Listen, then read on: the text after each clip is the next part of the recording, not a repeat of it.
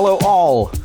No episode of Cinematic this week. I will be back with that next week. Looks like I'm on an every other week thing with that series so far, but instead, I want to ramble on about the shows that I've been to in 2025-ish.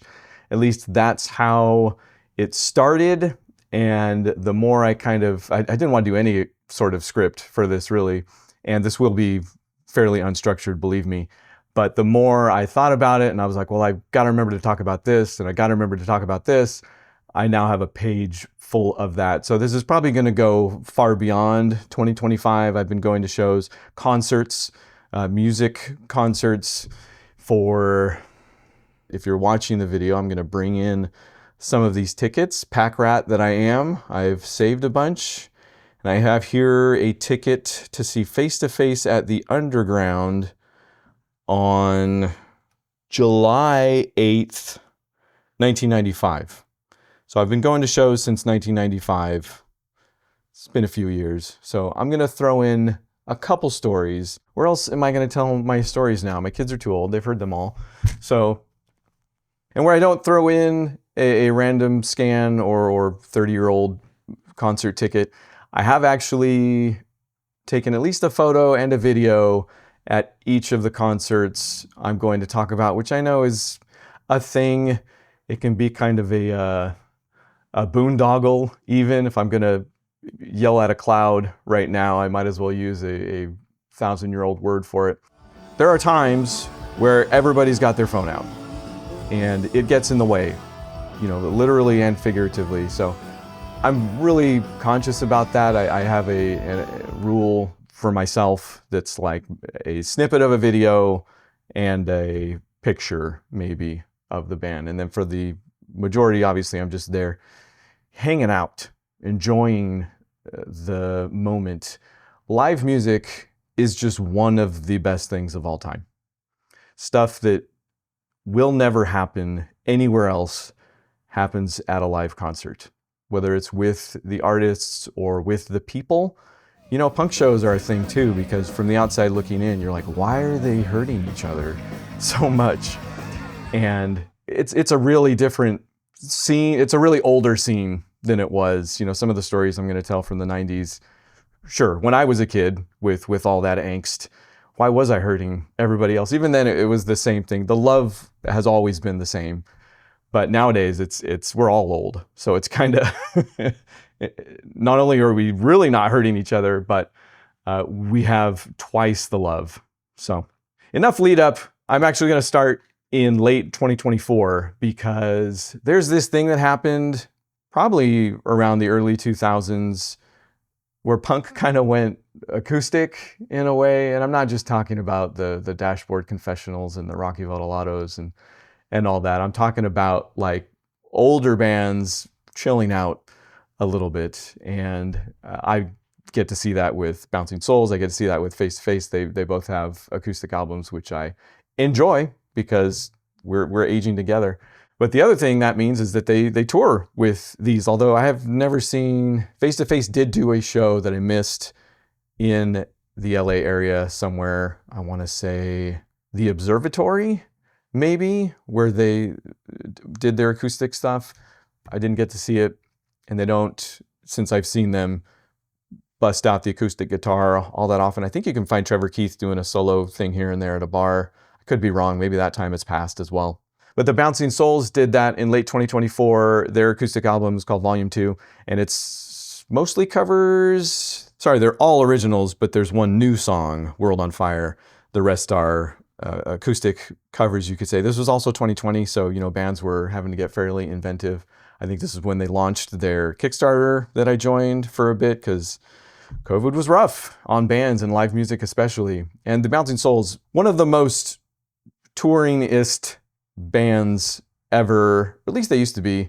I guess I don't know anymore because I get to see them like once a year. I know Stoked for the Summer is still around. That's a big one, but that's local to them on the East Coast. Although some of them don't live on the East Coast anymore. I don't know exactly where everybody in the band lives anymore. I just keyed in on the fact that Greg ended up in Idaho at one point because Candy is from Idaho. So we ended up talking, and I'll try not to retread too much ground because I did talk about this in one of those other videos. We got to see them in LA, and they did an acoustic and kind of like in the back of the store set at Pizzanista, which is that box you can kind of see on the ceiling back there. But I got to talk to each of them, in fact, with Evelyn, who was there.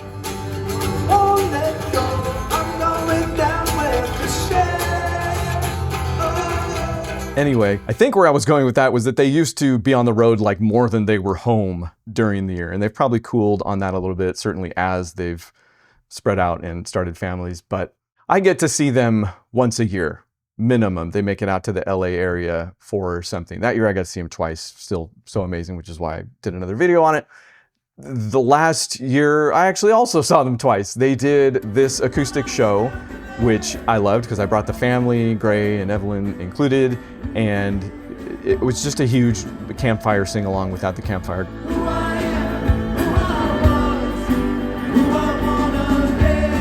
Greg had a broken leg, you can probably see there, and did great regardless, including the following night, which I went back to.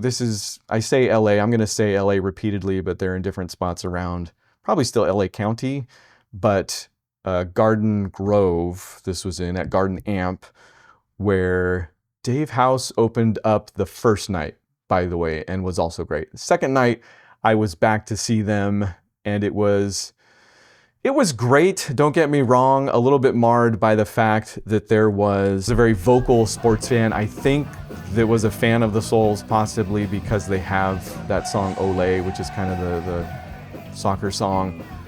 I don't know. This drunk fellow would not be quiet about his favorite team, which I don't even remember what it was. So if he was trying to get that point across, it didn't work.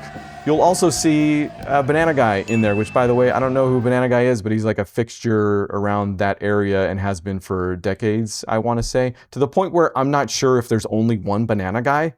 Maybe there's two or more, but they always show up in a banana costume, and this one especially was like Bouncing Souls themed. You can see the Souls logo on the back there, so keep an eye out for him. I think he will actually show up in some of my later videos as well.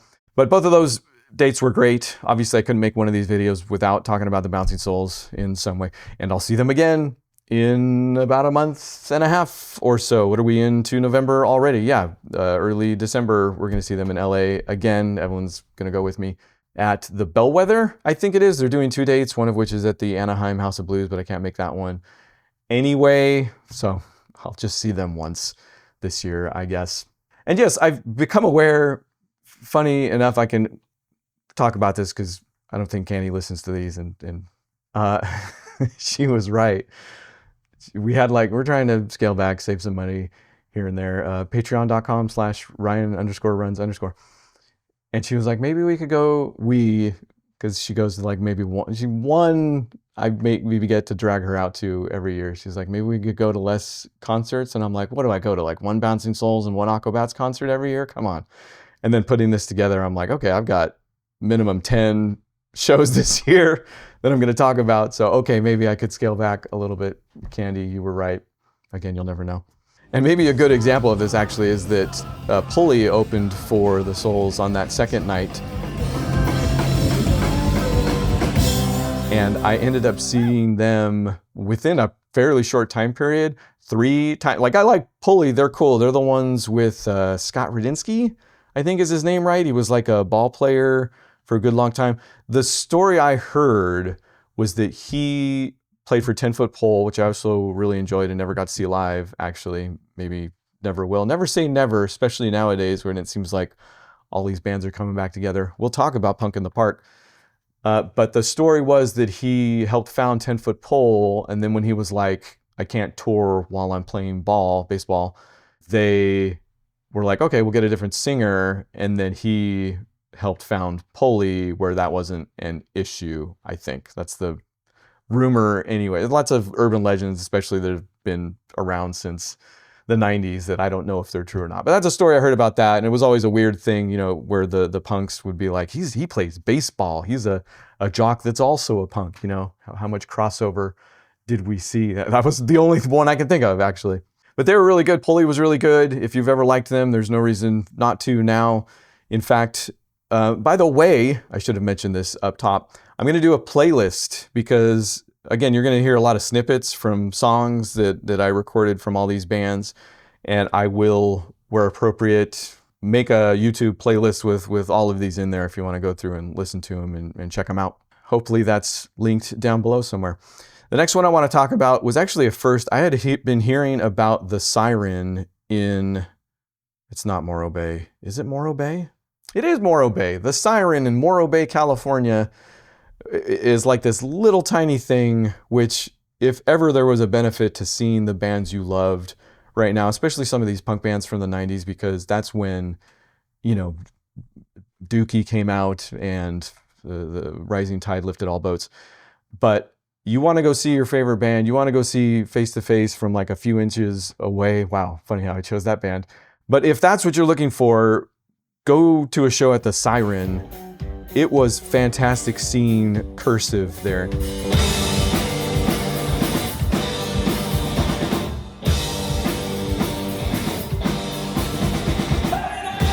They made one of my all-time albums from my college years, but that's probably stuck around, in The Ugly Organ. That entire album is just fantastic. It's an all-timer. But I have only seen them once, and I think was on tour for that album back when we lived in Salt Lake. And so they don't come out to the West Coast all that often. They're in East Coast. You know, a lot of the indie bands especially tend to stick to where they came from and where that movement came from. I want to say largely Midwest, East Coast. And when I saw they were playing the Siren, it was like a no-brainer. So I went and saw them there, and it was, again, I'm right there, just inches away.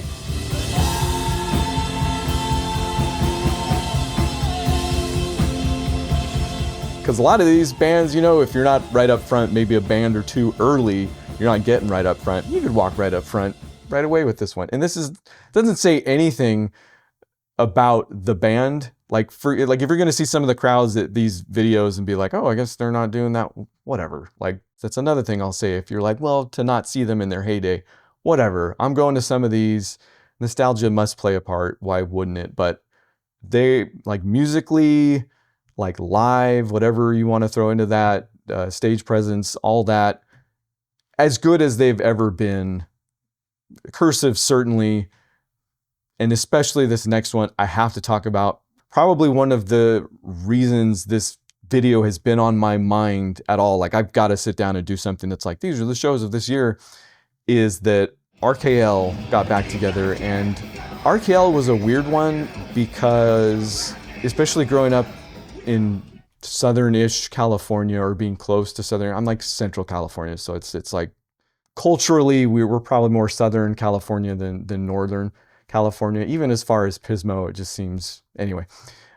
It was a lot of surf punk, you could say. You know, Face to Face is a pretty good example of this. Like, it's all second, third wave, whatever you want to call it, but not quite poppy, but melodic, right? You know, like Pennywise could even fit into that, which is maybe the quintessential one of these that I'm talking about. And RKL was very much not that. And I've talked about this before, but one of the things with punk rock is that you go back, right? Once you step in, you're like, oh, I need to go look up the Descendants. I need to go look up all of these hardcore bands from the 80s and maybe even before that. Yeah, probably late 70s. And I'm not just talking about like proto, you know, Velvet Underground or stuff like that. The Adolescence or Negative Approach, which I didn't listen to or know all that much about. I've watched too many documentaries.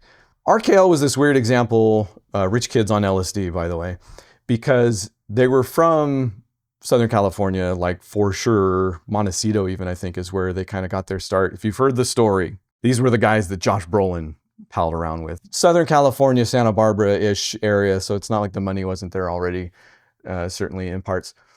And out of that, you could get something like RKL, which wasn't melodic, I guess I could say, and was even weirder because the 90s RKL that I was actually coming up with, I would listen to and be like, yeah, like I couldn't get into the voice. I don't know what it was, because when I heard the old stuff, which had the same voice, if not worse is the wrong way to put it, although I feel okay with RKL because their whole aesthetic is like like grimy, gooey.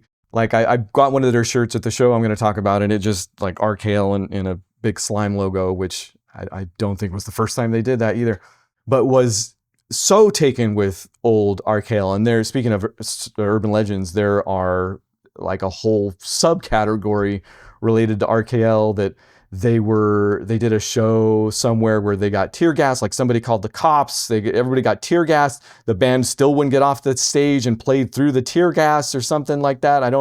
You can find this now. All these urban legends exist in the YouTube comments I've noticed here and there, but don't know how true any of those are. Somebody can comment and add some validity to that maybe. But RKL got back together, which is kind of something I never thought I'd see, because I don't think it's with any of the original members except for Joe Raposo. I don't even think was there from the very start, but certainly you can be considered a founding, like very early member.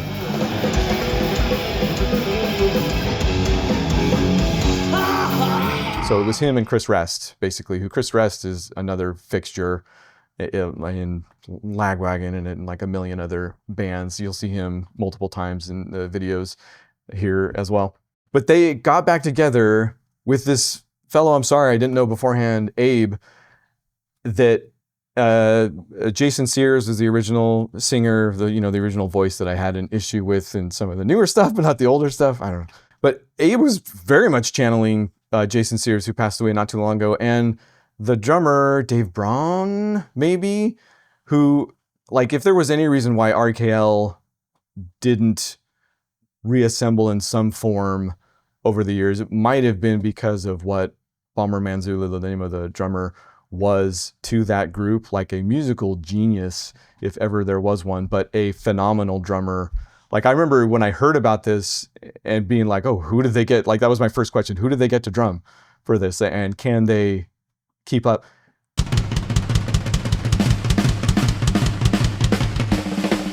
It was one of the best shows I've ever been to, not just because I didn't know if I would ever get to see it, but the, again, level of musicianship, the tribute that they paid to, because Jason and Bomber were not the only ones that passed away over the course of that band. Respect paid both musically and verbally. Chris had a bit during the show where he's like, this goes out to all of the ones we've lost, and we don't want these songs to go away, basically, is how he put it. And just, it couldn't have been any better. So much so that the way that went down was that I had bought tickets for Punk in the Park because I saw RKL was going to play there. And then after that, this show in Ventura popped up, and I was like, do I need to see him twice? I didn't buy the ticket for the Ventura show until the day before, and ended up going. And again, so glad I was. In fact, after that, was like still going to, because the Punk in the Park one was in San Francisco. So kind of a drive, especially for, I'm not getting hotels for any of these. So if I'm talking about LA or San Francisco, I'm going up and back in the same day, which is, LA is like a 3-hour drive if I'm lucky and I don't hit traffic pretty much. San Francisco, you're looking at 4+. So not nothing. But before I would see RKL again at Punk in the Park in May, there was another Punk in the Park. They called it Lucky Punks because I think it was either on or around St. Patrick's Day in March. I hadn't planned on going until Dawn. Shout out to Dawn. Shout out a few people probably during this one that you've never heard of, but should be shouted out. Dawn especially, because he basically called up and was like, I got a ticket. I've got a ride. And so I went. I think mostly what I was looking at for this one was the Aquabats, because the new album had come out and is fantastic. By the way, the Aquabats album Finally, which was like partially like had to do with their Kickstarter, is just one of the best albums they've ever released. I mean, we're going to talk about the Aquabats for a few, I'm sure. I can wait. I want to mention first, since this is kind of the first Punk in the Park, I'm going to talk about how those are, especially if you've ever been wondering. They're great.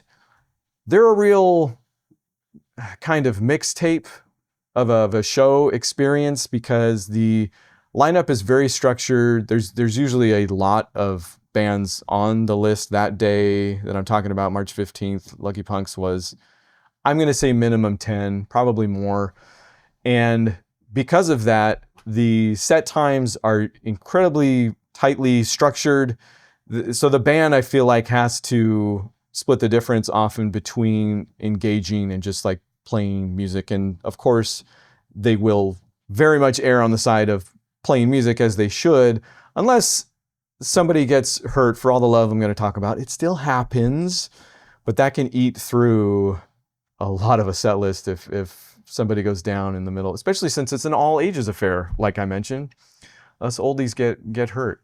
Luckily that didn't happen with this one, but Lagwagon I got some video of. They were great. If not, again, there and gone. It seems like you just don't get the experience that you would get from like a headlining show, especially if that's the band you're there to see. So it's just a different thing. If that's what you're looking for, maybe don't go to a Punk in the Park unless you're just like, I haven't seen these bands in a while, or they've just released an album and I want to make sure I hear music from that album, which was kind of it with the Aquabats here. Although if anybody's going to fit in as much as possible between a stage show and music and talking to the crowd, engaging with the crowd, it's going to be the Aquabats, and they did that.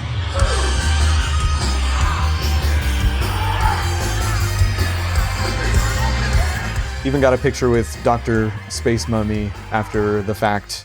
And shout out to Elvis with Left Alone, who was working the merch booth. I got to talk to for a bit because they had played with the Aquabats one of those times in Anaheim, and just, that's kind of my deal nowadays too. I feel like it's a fine line, because I know there's a wrong way to do it, which I've done before. I talked about this kind of recently on a live stream too, but there was a show, one of those shows that I was like, if you can, definitely go do it, in Los Osos nearby, where I got to see Face to Face at a bar and was literally like, again, inches from Trevor Keith. It was one of the best shows I've ever seen with them, because it got to be so small and intimate.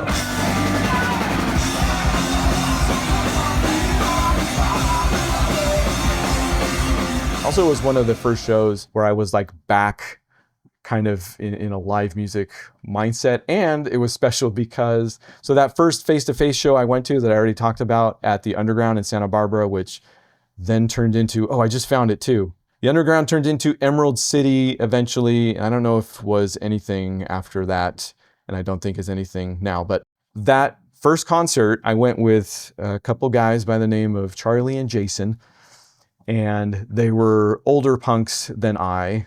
Again, this was my first show. And the way the Underground was set up was the pit was like literally in the pit. Everything was kind of raised around it, in my memory at least. It was an all ages, but there was also a bar on a third level, I want to say.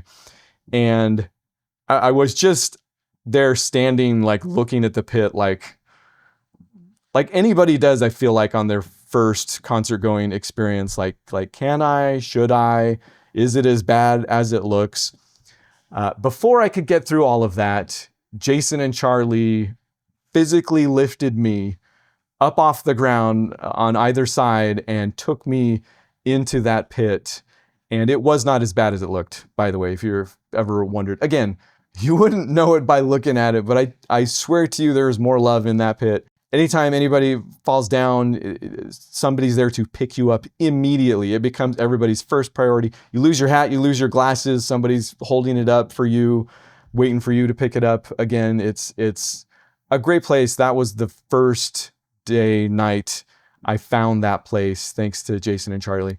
And at this face-to-face show, again, that was a face-to-face show in Los Osos. Who was there but Jason, again, and I hadn't seen him for years at that point. And what did he do? He dragged me into the pit again. So did I mention I'm going to get all of my stories out in this one? I don't care how long it is. So that was Lucky Punks, I think, was what I was talking about.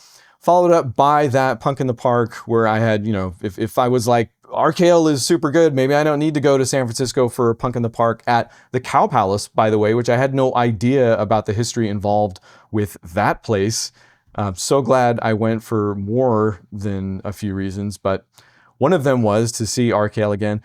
I didn't take any pictures or video because I had recently seen them and done that. Luckily they did, and I found this one on their socials, where you can see me off in the corner there as Abe jumps into the crowd. But I did get some footage of Good Riddance, who I hadn't seen since, 98. Yes, I almost said At the Living Room in Santa Barbara, but by then it was renamed Sniffies, with AFI, right? That was oh my gosh, this was one of the hottest, like temperature-wise shows I've ever been to. The living room was maybe as big as a living room, and we had obviously packed the place. But yeah, man, that's what I remember about that one. It was quite hot. So yes, hadn't seen Good Riddance since then, and look at the video. Quite possibly still haven't seen them. So now no one goes to the front end shows anymore. I don't know why we're still on the fog machine thing. I get it. I guess it's atmospheric. I don't know why it's necessary most of the time. Am I just yelling at a cloud again? Am I yelling at the stage effects cloud now? I mean, it's not like I'm seeing fireworks go off, and I'm not, at a stadium show or something, which, sure. But at this thing where especially I could be in the front row and I'm like, I can't even see Chuck most of the time.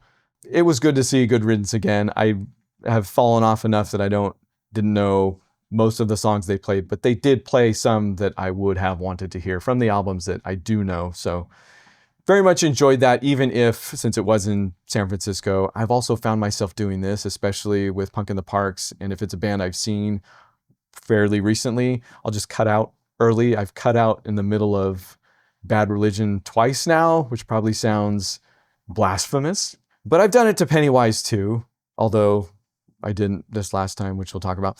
Before that, the other thing I've found happens is that since I'm going to a lot of these shows by myself, I'm always, if it's a band that I know my family's not going to be into, I don't even bother, but I still make the invitations where appropriate. But, I, again, went to more shows than I thought I did, and maybe more than is normal for a person. But what will happen is I'll be like, oh, the ticket's only $50. That's not bad for what I get out of the night. It's because I'm going by myself.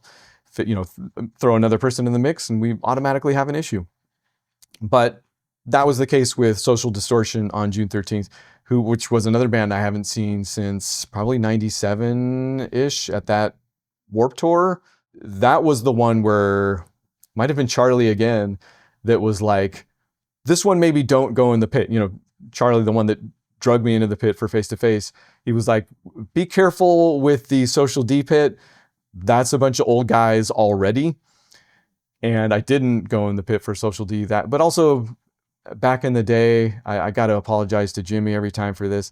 Didn't get into Social Distortion. They were kind of a slower, they weren't, but honky tonk punk band that I did. They were more along, rockabilly isn't the right word. Like I bet from time to time get lumped into that. But I was also into the Amazing Crowns and, the Reverend and Tiger Army. So yeah, I don't know why I made such an issue. That was just snooty me being stupid, because certainly when I was old enough to know better, I was like, these guys are good. These guys are amazing. Social Distortion, Mike Ness on his own is just a singular voice. So when I saw that Social D was coming to, it was north at the Vina Robles is what it was. I was like, okay, because that's a pretty cool venue. And when they don't fill up the pit with chairs, it's very much worth it. And this time they didn't do that. So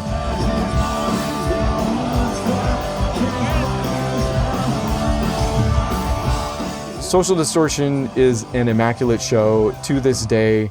It's funny because as the guys get older and Mike Ness is up there and have their cancer scares, you will get portions of the show that are taken up with, and these are the doctors that treated me on the Central Coast that I want to give thanks to, that might be here tonight even. So he did one of those. It was super cool. But also go watch any of the mini docs on Mike Ness. He's got a lot out there on like gear and guitars. He is a musician in the, what would you call it, guitar head, and it comes across at the shows. He sounds like he sounds and has sounded for years and years and years.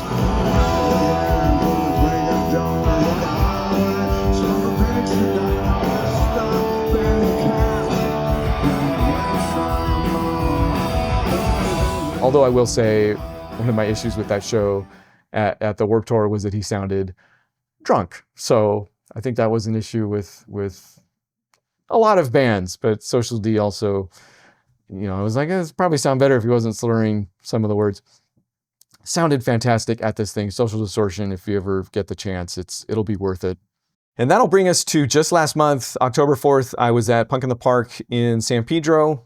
This was where I believe NoFX had their last show, if you went to any of those. And it's, I think, right, like I couldn't see the ocean from where I was at, but on the walk up, you're just walking by the docks and you can see all the cranes and stuff off in the distance. Pretty cool, but lots of space. Also, lots of asphalt. I found, as I've been going to Punk in the Parks now, like every now and then you'll get one that's at like kind of a grassy festival area. Those are a lot nicer. This one was like another parking lot, I felt like, that got converted, although with it was 3 stages is what it was. Boy. And it was a 2-day affair, actually, and I just went to day 1 on Saturday. But again, if you're there for kind of the playlist experience, this was a pretty darn good one. I got to see a lot of bands that I never thought I would have seen before. Also bands that I'm so glad, because I know punk especially is, there's a whole rage against commerciality, rightfully so, and an emphasis on artistry, again, rightfully so. But a lot of times that's borne out in, when it's over, why go back and revisit, which is fine. I'm not going to fault any artist for what's done is done, and I'm trying to do something new, because the worst thing is also when your favorite artist does something new and you don't follow them because it's different. The thing I did for most of my life until now, or fairly recently, let's say. So very glad that I can say Agent Orange was a ton of fun.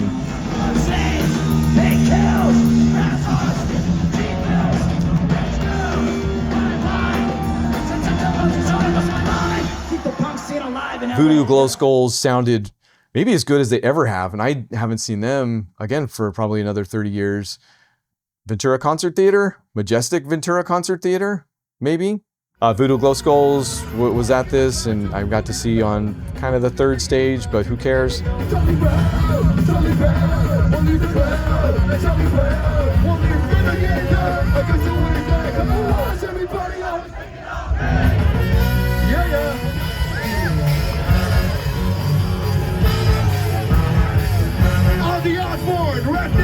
The Adolescents, speaking of, which I know everybody probably wants to hear Amoeba. I know Tony Hawk does.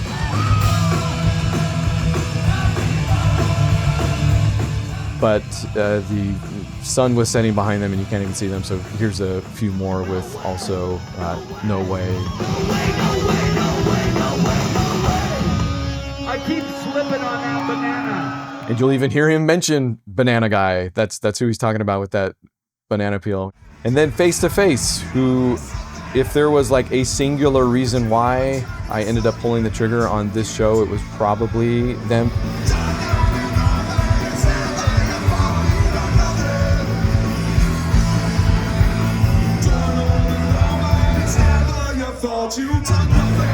They are still pumping out fantastic music and show experience. These are maybe the band I feel like might be, now I remember where I was going with that Los Osos show. So I stuck around after that show and shook hands for the 2nd time with Trevor Keith. And I will admit, like I said, they, especially when it comes to seeing people at a concert, they've just got done playing. Who knows how tired they are on tour of all things. And here comes this little guy. I still feel like a little guy up to be like, Ignorance is Bliss, I think, was underrated, or what did I say? Ahead of its time. And for those of you that don't know, Ignorance is Bliss was their album. They, I believe, to this day still call it, or Trevor does at least, a kind of an artsy album. But it was such a departure that myself and a lot of fans included, I was not alone, it seems, were like, okay, I guess we're done with Face to Face. Was not mature enough, because I tell you what, and I told him then, I listen to that album now and I'm like, this is good, whatever. Like, this is really good. I get into it. It is very different, sure, but now I can appreciate it. So, to go up to him after the show and be like, that album was ahead of its time. And he's like, oh, you think so? He wasn't making fun of me, but I could tell was very much not necessarily into that conversation. He was also working the merch table, or I think trying to clean up the merch table while I was like, hey, also I want a shirt. So bad way to do that, probably, but Also shook hands with Shiflet that same day, and what a great guy. Trevor's a great guy too. Sorry, I didn't mean that to come off. Anyway, this Punk in the Park, like face to face, was a big reason why I wanted to go, since I had trouble seeing them since the new album came out, and I wanted to hear some of those new songs. And they did play some, thankfully, and they were as great as ever. I was going to say they're maybe one of the bands more stymied by the Punk in the Park format. You know, it seemed like they wanted to do more and wouldn't have been against it, certainly, which is probably goes for a lot of the bands. Maybe this is probably just me, what I'm bringing to it. I'm like, I would have liked to have seen a headlining face-to-face show where they get to sit down and talk a little bit more, but they're all looking and sounding great. And then I made it over to the, I think, third stage again for The Bronx, which was a band that got stymied by somebody got hurt. So their set list was, I feel like, cut short, although I think they did give them some extra time for it. And one of the reasons I mentioned them is because I've mentioned them recently on the Daily Drum. I played one of their songs during a week wherein I did a lot of songs about or having to do with LA, and they're from LA. So I had mentioned something about how he will often get down in the pit and do the show from the pit. At least 2 or 3 different shows that I've seen them, because they're another one that I've seen multiple times, not ever, like they're great, don't get me wrong, but I haven't gone to a show to see them. They just oftentimes play with the people I'm going to see. I think they played with the Bouncing Souls at least once. They were at another Punk in the Park in Ventura a couple years ago. So just by the way, when he gets down in the pit, everybody goes nuts, and it's amazing. It is something to behold.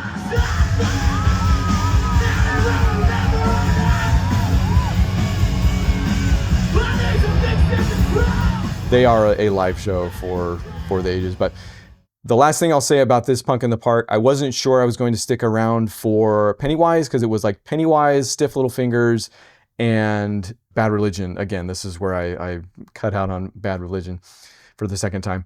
But I did stick around for Pennywise, and I'll tell you why in a second. But who could be disappointed anyway with pretty much the elder statesman of surf punk, maybe?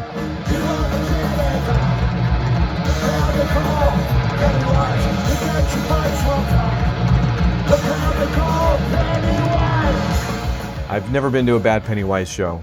In fact, the first Pennywise show I went to would have been that same Warped Tour in '97.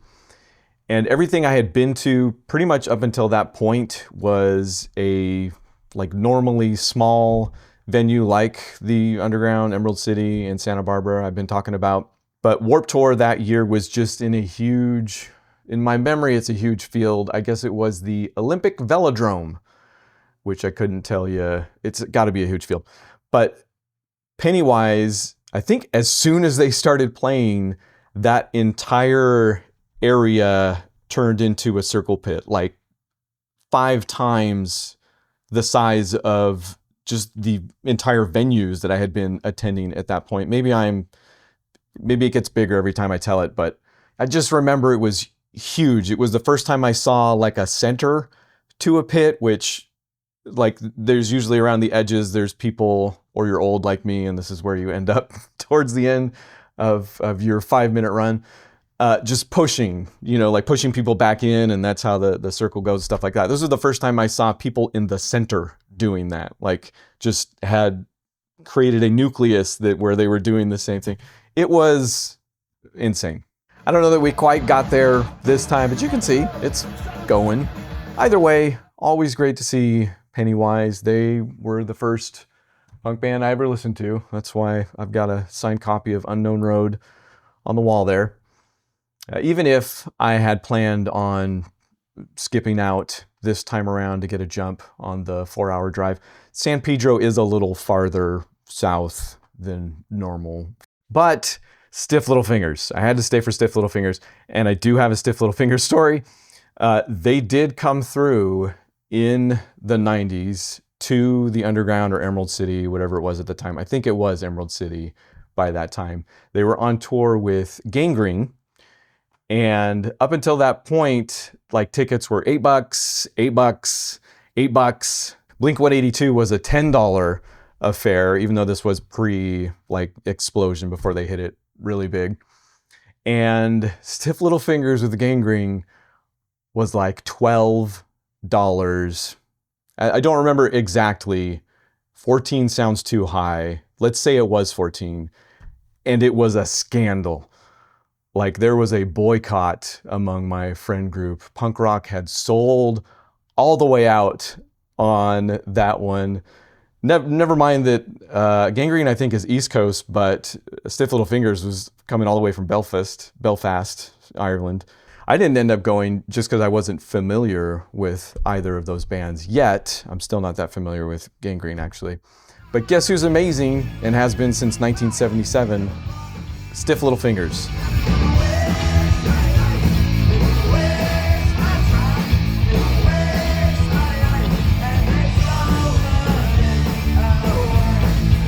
So yeah, I had to stick around.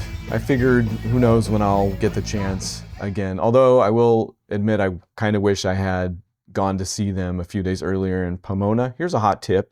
If you've got some bands visiting on kind of a festival ticket or type show, look for a headlining show of theirs if it's like the one band you really want to see. And they'll usually have one around. And this time they were, Stiff Little Fingers was playing in Pomona at the Glass House, which we'll talk more about next time, actually, because I saw the Aquabats there in '98. And if you're wondering what happened to all the Aquabats talk this time around, I decided to concentrate it in a part 2, because if I had a lot of stories, I mean, I've only been through like a third of the tickets and flyers that I do have, but many of them for the Aquabats. Got a lot more Aquabats stories than probably any other. So that's going to be part 2, just all Aquabats. So look for that in about 2 weeks, I'd say. Next week is another episode of Cinematic on Iron Monkey. I'm kind of on a 1 video, 1 stream a week, so you can come back and see me on Tuesday if you want, just Tuesday. You'll never forget now on Tuesday when I stream a new Tetris game. Otherwise, that edited piece will be up on Friday, I'd say, and then the following Friday for part 2 of the Aquabats. Either way, thanks for being here for this one. As always, you can find me on all the socials, the good ones, obviously, or Patreon, where you can throw a couple bucks in the tip jar along with Ko-Fi. The links are all over the place. Have fun. Thank you. Goodbye.